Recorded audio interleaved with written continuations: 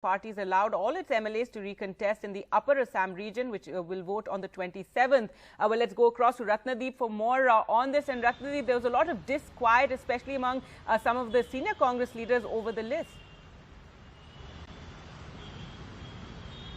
That's right. In fact, the first list which Congress has released last night is of 40 candidates. These are primarily for the first phase of the elections, which are going to take place on the 27th of March in Upper Assam region where the BJP swept the election last time, and the Congress has retained most of its sitting MLAs. In fact, all of them. In fact, the party president and Rajya Sabha MP Ripun Bora would be contesting from Gohapur, and the leader of the opposition from his traditional Nazira seat. But surprisingly, the Congress has not named any candidate in this list for the Titabar constituency, which was represented by former Chief Minister Tarun Gogoi. So what remains to be seen whether who contests from Titabar, which is a traditional Congress seat.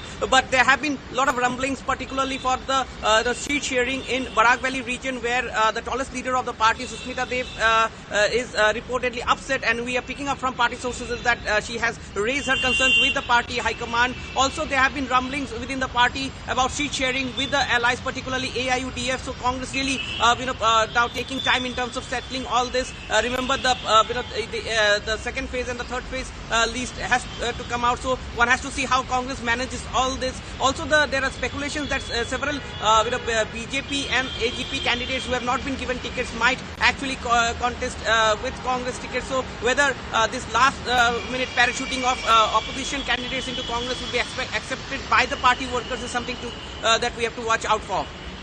All right,